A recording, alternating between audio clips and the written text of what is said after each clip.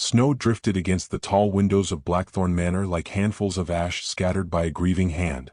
Inside, beneath the blaze of chandeliers and the gold shimmer of candlelight upon marble floors, the nobility of London moved in graceful circles to the mournful swell of violins. Diamonds flashed at pale throats. Silk gowns whispered across polished stone. Gentlemen bowed with measured elegance while servants carried silver trays heavy with champagne and sugared fruit. Yet despite the beauty of the winter ball, an unease lingered beneath the music like a crack hidden beneath fresh paint.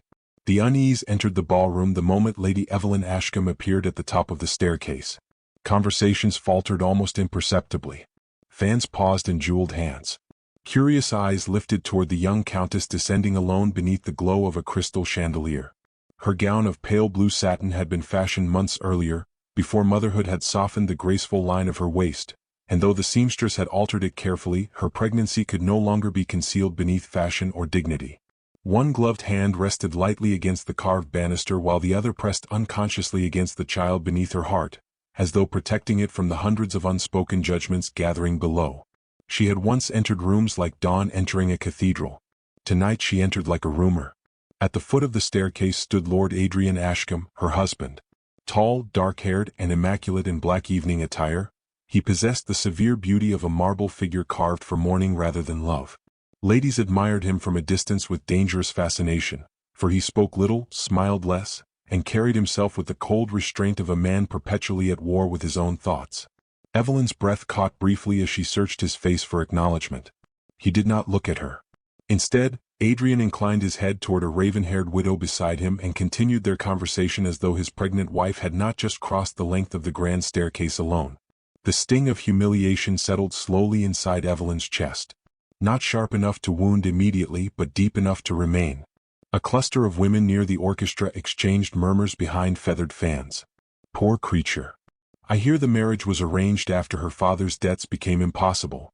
And now she carries his heir while he scarcely endures her company. Evelyn continued walking with practiced composure, though each whisper seemed to cling to the satin hem trailing behind her. Years within aristocratic society had taught her the discipline of stillness. Noble women were expected to survive humiliation beautifully. Tears belonged to servants and actresses, not countesses. Lady Beatrice Whitmore approached her beside the towering Christmas garlands draped across the ballroom columns. Beatrice wore crimson velvet and a smile sharpened by amusement. "My dear Lady Ashcombe," she purred softly, "you look quite fatigued this evening.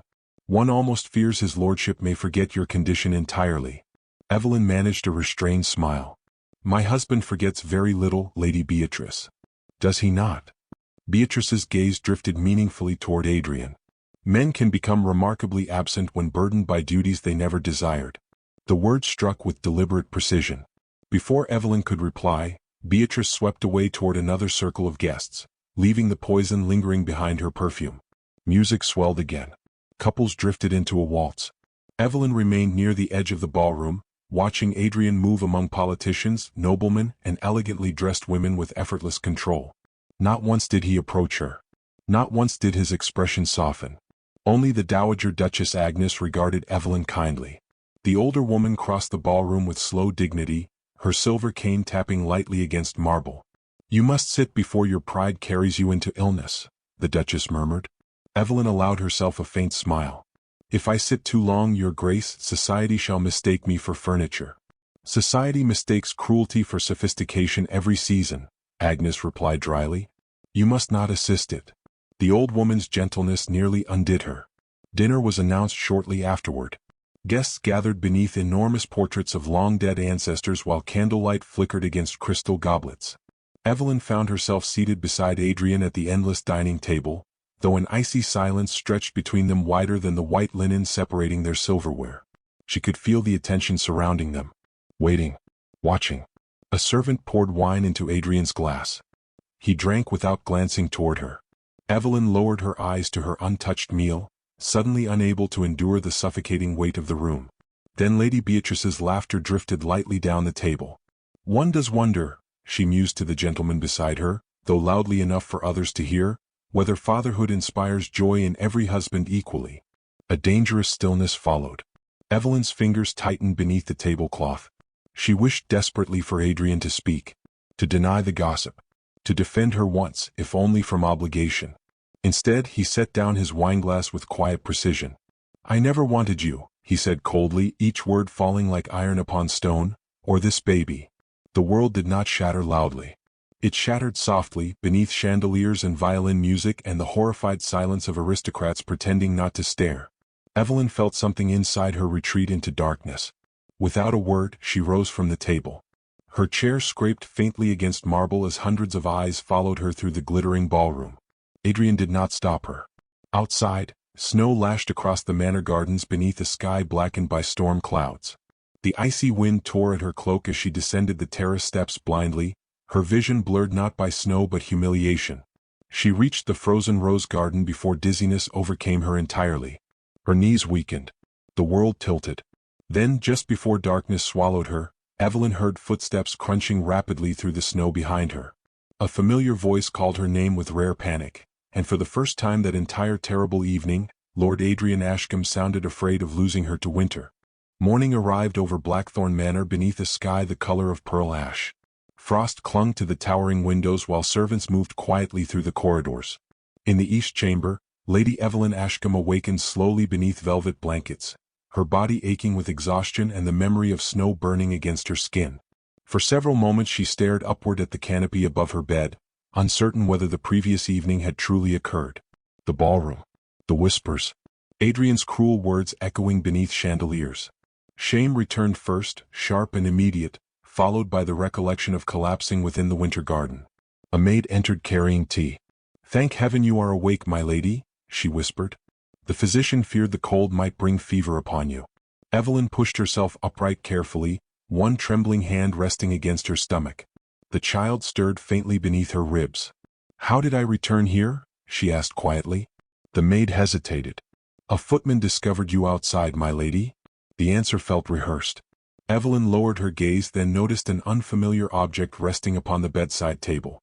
It was a small silver locket engraved with climbing roses. Her breath caught painfully as she reached for it. She had not seen the locket since the night her mother died. With unsteady fingers Evelyn opened it. Inside rested a miniature portrait of Lady Marianne Fairfax smiling softly beneath a painted summer sky. The tiny hinge, once broken beyond repair, had been restored perfectly. "Who brought me this?" Evelyn asked. The maid shook her head. "No one said, my lady." After the servant departed, Evelyn remained motionless beside the fire, turning the locket slowly between her fingers. Someone had carried her from the snow. Someone had found the keepsake she lost years ago. By afternoon the manor had resumed its rigid rhythm. Servants polished silver. Invitations arrived by courier. Yet something subtle had shifted beneath the surface. Fires burned brighter in every room Evelyn entered. Additional blankets appeared near her favorite chair. The physician returned twice before dusk. Still Adrian himself remained distant.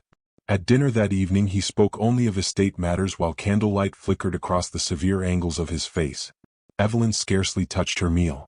Every glance toward him awakened humiliation anew, yet beneath the coldness she sensed an unfamiliar strain within him. "You should eat," Adrian said abruptly without looking at her. The word startled her. "I am not hungry, my lord." "That is immaterial." His tone carried neither tenderness nor cruelty. Yet moments later he pushed the untouched basket of warm bread slightly closer toward her side of the table before returning his attention to the wine in his glass. Such a small movement should have meant nothing. Instead it haunted her. 2 days later Blackthorne Manor hosted a winter garden luncheon despite the lingering snow. Noble guests wandered beneath enormous glass conservatories glowing with pale sunlight while musicians performed softly among citrus trees and marble fountains. Evelyn attended out of obligation, draped in lavender silk. Every conversation seemed to stop when she approached. Lady Beatrice Whitmore stood near the orchids, radiant in emerald satin and cruelty.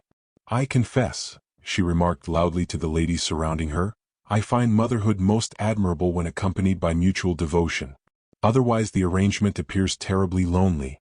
The women exchanged embarrassed smiles. Evelyn felt heat rise beneath her skin but refused to grant Beatrice satisfaction. "Loneliness," Evelyn replied calmly, "is often loudest among those who fear silence." Before another barb could be delivered, the sound of cracking ice shattered the uneasy civility surrounding them. Evelyn had stepped backward onto a frost-covered stone path bordering the fountain. Her slipper slid beneath her. Gasps erupted through the conservatory as her body tilted toward the marble edge. Then strong hands caught her. Adrian's arms circled firmly around her waist while the other steadied her shoulders. "You ought not wander alone in your condition," he said quietly. His voice remained stern, yet beneath the restraint she heard something dangerously close to fear. The conservatory had gone silent. Evelyn became aware of the intimacy of his touch, of the protective way his hand remained spread carefully against her back even after danger had passed. Adrian looked down at her with an expression she could not decipher. Lady Beatrice recovered first.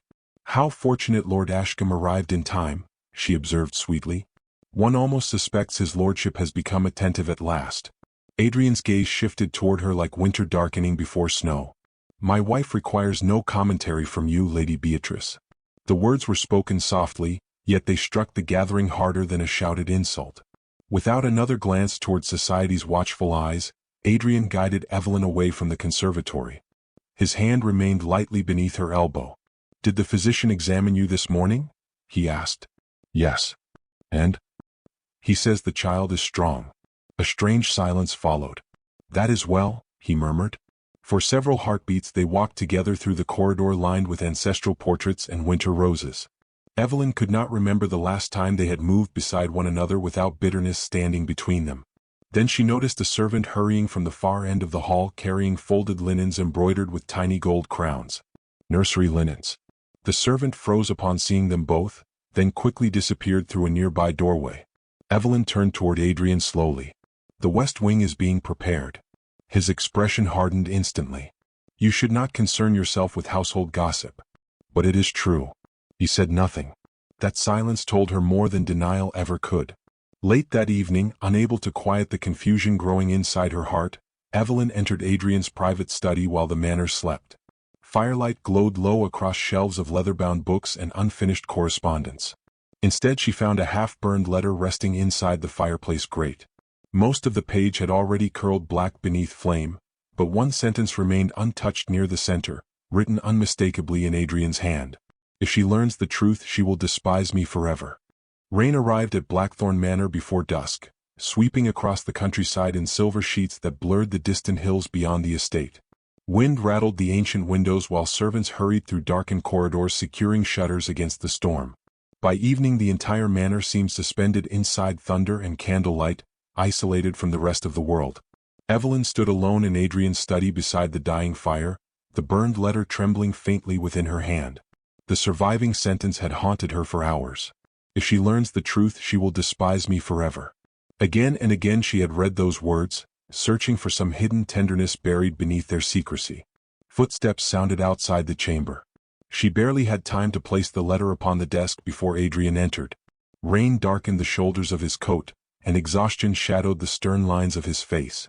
For a moment surprise flickered in his eyes as he found her standing there. "You should not be awake this late," he said quietly. Evelyn lifted the charred page between trembling fingers. "Then perhaps you should not leave mysteries burning in fireplaces." A dangerous silence settled between them. Thunder rolled through the manor like distant cannon fire while Adrian closed the door carefully behind him. "You have been searching through my private correspondence. You forfeited the right to privacy when you shattered mine before an entire ballroom." The word struck him visibly. His jaw tightened, yet he did not deny the accusation. Evelyn forced herself to continue despite the ache gathering inside her chest. "What truth am I meant to despise, Adrian? Is it our marriage? This child? Or merely the burden of enduring me?" His expression hardened with familiar restraint. "You are overtired. And you are avoiding me." Lightning flashed beyond the windows, illuminating the room in cold white light. For one suspended instant Adrian looked less like a powerful nobleman than a man cornered by ghosts. "You should rest," he murmured. "No." The single word startled even her. Evelyn stepped closer, her silk dressing robe whispering across the carpet. "You do not have the luxury of silence any longer," she said. "Not after what you said to me." Adrian turned away sharply, one hand braced against the mantel. "You believe cruelty is simple for me. How else should I understand it?" His shoulders rose with a slow breath. "You should understand it as cowardice." The confession lingered heavily between them. Rain battered the windows harder now, as though the storm itself demanded honesty. Evelyn watched Adrian stare into the fire without speaking. The rigid composure he carried before society appeared thinner tonight, strained by exhaustion and something dangerously close to grief. My father arranged our marriage before I ever met you, he said at last. By the time I understood your gentleness, it was already too late. Evelyn's throat tightened painfully. Too late for what? For me to remain untouched by it. The vulnerability within his voice unsettled her more deeply than anger ever could. Adrian removed one glove slowly, revealing faint scars crossing his knuckles. The men in my family were not kind husbands.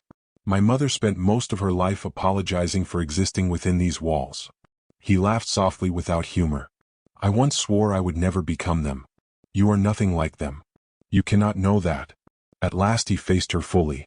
The stormlight sharpened every shadow beneath his eyes. When my younger sister died during childbirth, I watched my father mourn only the loss of his heir, Adrian said quietly. Not the daughter buried beside him. Not the terrified girl who begged for mercy while she bled.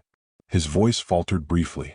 After that, every expectation of marriage became unbearable to me.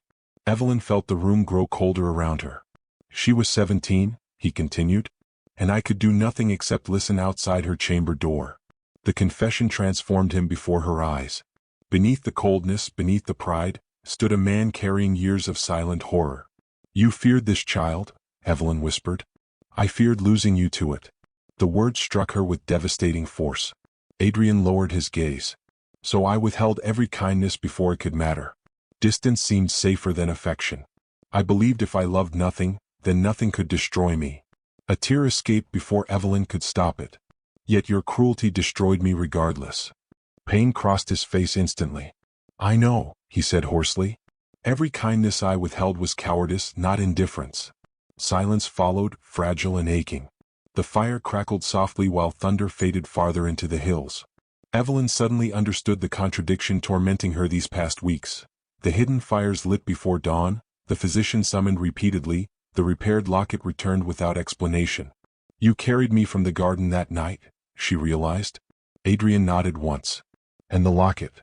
It belonged to your mother. I could not bear seeing it lost. Emotion tightened painfully inside her chest. 4 months she had mistaken restraint for absence, fear for rejection. Yet the memory of his brutal words still lingered like broken glass between them. You said you never wanted us, she whispered. Adrian closed his eyes briefly. I wanted you too much. That was the problem. The confession shattered the final distance between them. Evelyn swayed suddenly as a sharp pain seized low within her abdomen. Her breath caught. One hand flew instinctively to her stomach. Adrian crossed the room instantly. Evelyn. Another pain followed, stronger this time, stealing the color from her face. Fear transformed him completely. Tell me what is wrong. She tried to answer calmly, but her voice trembled. The child should not be coming yet. Somewhere beyond the corridor, servants began hurrying awake, unaware that one terrifying night was about to alter every fragile thing forever completely. Outside, thunder crashed violently above Blackthorne Manor while Adrian pulled her carefully against him for the first time since their marriage, and beneath the storm-dark windows, Evelyn felt another agonizing pain tear through her body. The manor awakened in terror. Servants rushed through the candlelit corridors carrying steaming water, linens, and armfuls of firewood while rain hurled itself against the towering windows of Blackthorne Manor. Somewhere upstairs, behind the closed doors of the east chamber, Lady Evelyn Ashcombe struggled to breathe through another wave of pain that had arrived far too soon. The physician's grave expression had already told Adrian what no one dared speak aloud. Premature labor. Lord Adrian Ashcombe stood motionless outside the chamber while thunder rolled above the estate like the wrath of heaven itself. His hands, usually steady even beneath political scandal and aristocratic warfare, trembled faintly at his sides. Every muffled cry from inside the room struck him harder than any wound he had ever carried. A maid hurried past him carrying blood-stained towels. For one terrible moment, Adrian could not breathe. The Dowager Duchess Agnes emerged quietly from the chamber doorway. Age had weathered her into wisdom rather than softness, yet sorrow clouded her sharp eyes now. She asks for no one, the Duchess said gently. Adrian stared toward the door. I deserve that. You deserve many things tonight, Agnes replied. But self-punishment will not save her. Inside the chamber, Evelyn lay surrounded by candlelight and shadows. Damp curls clung to her temples while pain stole the elegance from every careful restraint Victorian society had demanded from her since girlhood. The storm outside seemed to pulse through her body itself. A young maid wiped her forehead carefully. The physician says you must conserve your strength, my lady. Evelyn gave a weak laugh. Men always say such things to women doing impossible work. Another contraction tore through her before the girl could answer. Evelyn gripped the embroidered sheets, fighting against panic rising within her chest. Between waves of pain, Adrian's confession replayed endlessly in her mind. I feared losing you to it. For months she had believed herself unloved. Yet now she understood something infinitely more tragic. He had loved her badly because he had loved her too much to survive her loss. Outside the chamber, aristocratic guests stranded by the storm lingered uneasily in the lower drawing rooms. Whispered speculation drifted beneath crystal chandeliers while servants replenished dying fires. Even impending tragedy could not entirely silence society's appetite for observation. Lady Beatrice Whitmore stood beside the grand staircase in dark green silk, accepting tea as though attending theater. How dreadful, she sighed delicately to the women surrounding her. Though perhaps not entirely unexpected. Delicate women are often unsuited to motherhood. A cold voice interrupted her. Speak her name with respect, Adrian said from the staircase above, or not at all. The room fell silent instantly. He descended slowly, black coat unbuttoned, storm shadows beneath his eyes. Never before had the aristocracy witnessed Lord Ashcombe display emotion publicly. Yet tonight fury sharpened every word. My wife has shown more courage in one evening than most people possess in a lifetime, he continued quietly. I suggest you remember that before speaking again. Beatrice's face paled beneath the candlelight. No one came to her defense. Adrian turned away before she could answer, as though she no longer deserved acknowledgement. The silence following him through the room carried a different weight now. Not fear. Respect. When he returned upstairs, another cry echoed through the corridor. Instinct overpowered propriety. Ignoring the physician's startled protest, Adrian opened the chamber door and entered. The room smelled faintly of roses, sweat, and candle wax. Heavy curtains trembled beside rain-lashed windows while Evelyn lay exhausted among white sheets, her breathing uneven. At first she seemed too consumed by pain to notice him. Then her eyes opened. Adrian crossed the room immediately and knelt beside the bed without concern for dignity or custom. He took her trembling hand carefully as though afraid she might disappear beneath his touch. You should not be here, Evelyn whispered weakly. I should have been here long ago. Emotion tightened painfully in her throat. Another contraction seized her, sharper than the last. Adrian's grip tightened instinctively while helpless terror flickered across his face. Evelyn realized then that he was more frightened than she was. The physician moved quietly near the foot of the bed. My lord, you must allow us space to work. No. The refusal emerged low and absolute. Adrian looked back toward Evelyn, his composure finally breaking apart beneath exhaustion and fear. I spent months standing outside your sorrow because I believed distance could protect us, he said hoarsely. I will not abandon you now. Tears blurred Evelyn's vision. A servant entered carrying enormous bundles of white roses freshly cut from the manor conservatory. Their fragrance filled the chamber instantly, softening the sharp scent of medicine and rain. Evelyn stared at them weakly. My wedding flowers. Adrian nodded once. I remembered you said they made the church resemble spring, he murmured. I thought perhaps you should see spring again tonight. The tenderness within the gesture shattered the final remnants of her anger. Another hour passed beneath agony and stormlight.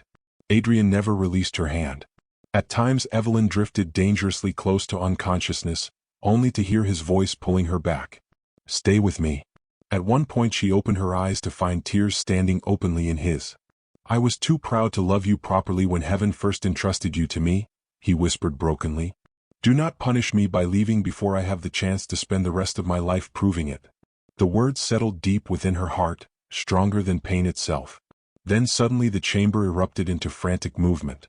The physician's expression changed sharply. Maids exchanged fearful glances while another wave of agony tore through Evelyn so violently that she cried out. Adrian rose halfway from the bedside, panic overtaking every restraint he possessed. What is happening? The physician did not answer immediately. For one horrifying moment, all sound seemed swallowed by thunder.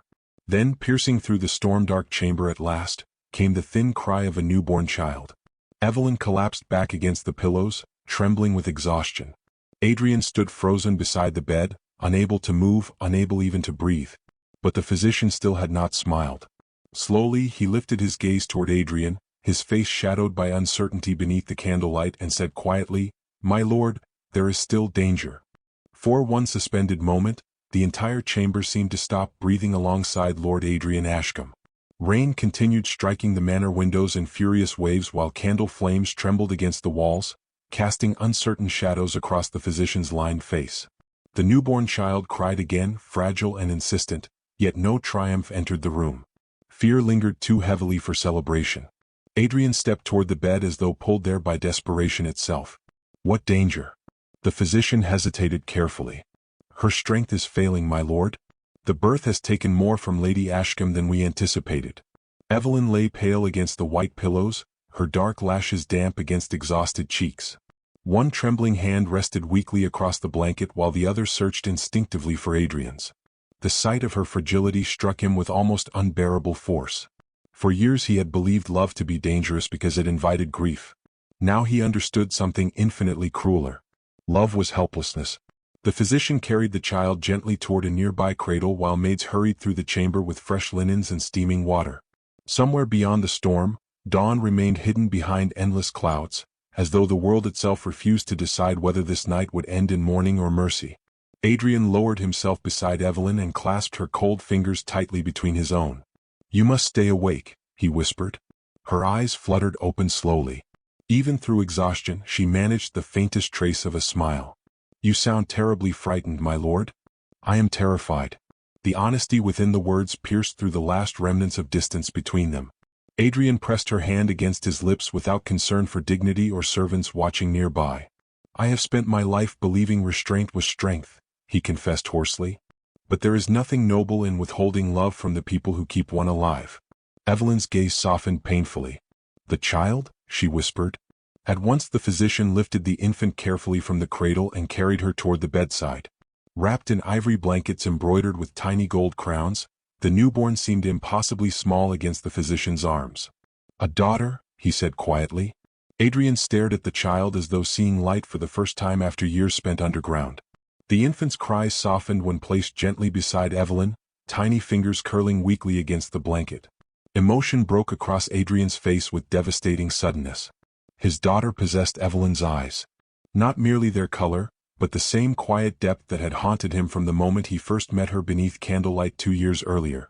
Looking at the child now felt like looking directly into every tenderness he had once tried to escape. Slowly, almost fearfully, Adrian touched one finger against the infant's tiny hand. She curled her fingers around him instantly. Something inside him shattered completely. A broken sound escaped his throat before he lowered his head beside the bed, overcome not by aristocratic restraint but by raw human relief. Tears he had denied for years finally fell unchecked beneath the candlelight. Evelyn watched him silently. This was not the distant lord who had wounded her before a ballroom filled with strangers. This was simply a man kneeling beside the woman he loved and the child he had nearly lost before understanding their worth. When Adrian finally looked upward again, his eyes were red with emotion. "I said monstrous things to you," he whispered. "Things no woman carrying life should ever hear." Evelyn's voice remained fragile. "You were afraid. That does not excuse cruelty." "No," she admitted softly. "But perhaps it explains sorrow." The physician approached cautiously once more. "Lady Ashcombe requires rest if she is to recover fully." Adrian nodded, yet he made no attempt to leave the bedside. Even after the maids dimmed the candles and the storm began slowly retreating across the countryside, he remained beside Evelyn through every passing hour of darkness. Toward morning the rain finally ceased. Silence settled gently over Blackthorne Manor for the first time in days. Pale sunlight began filtering through the curtains while downstairs servants moved quietly through corridors transformed by relief. Word spread rapidly among the household that both mother and child had survived the night. Even the atmosphere of the manor itself seemed altered. Fires burned warmer.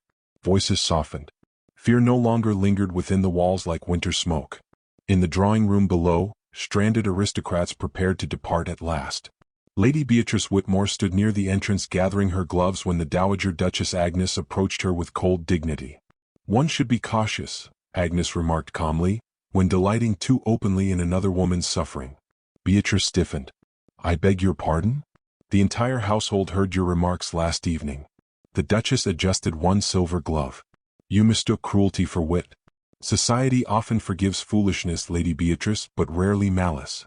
For the first time since arriving at Blackthorne Manor, Beatrice found herself abandoned by the room around her.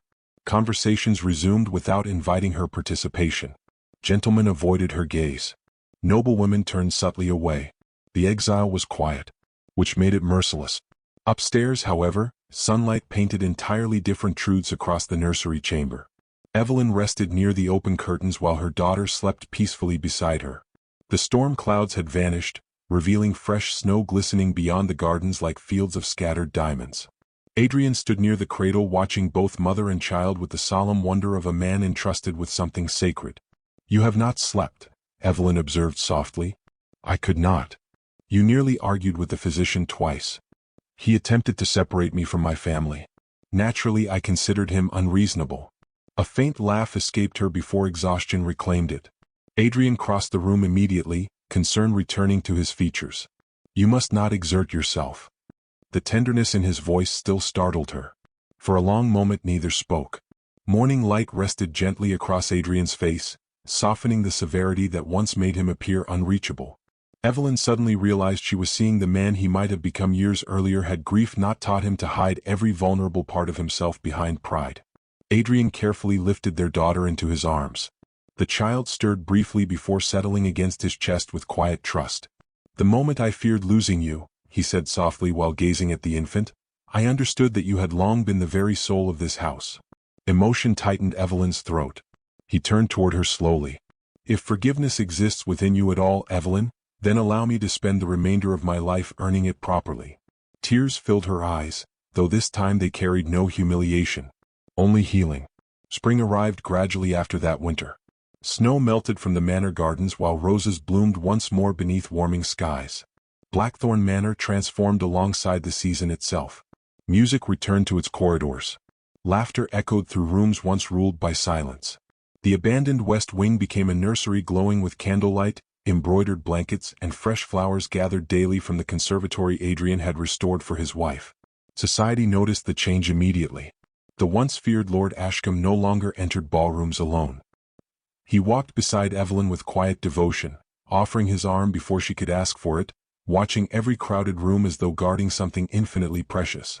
Gossip eventually surrendered to admiration, for even the cruelest aristocrats recognized sincere love when confronted by it repeatedly. Months later, beneath a sky washed gold by spring sunlight, Evelyn wandered slowly through the rose gardens carrying their daughter wrapped in pale lace. Blossoms climbed the stone archways surrounding her while distant church bells drifted softly across the countryside. She paused beside the very place where snow had once nearly claimed her. Footsteps approached quietly behind her. Adrian draped his coat gently around both mother and child before pressing a lingering kiss against Evelyn's gloved hand. Their daughter stirred sleepily between them. Adrian smiled faintly down at the infant before lifting his gaze toward Evelyn once more. "If I have one prayer left in this life," he murmured, "it is that she never doubts how fiercely she is loved." And standing there surrounded by roses, sunlight, and the gentle echoes of spring after endless winter, Evelyn finally understood that the cruelest words ever spoken to her had not become the ending of her story. They had become the beginning of his redemption.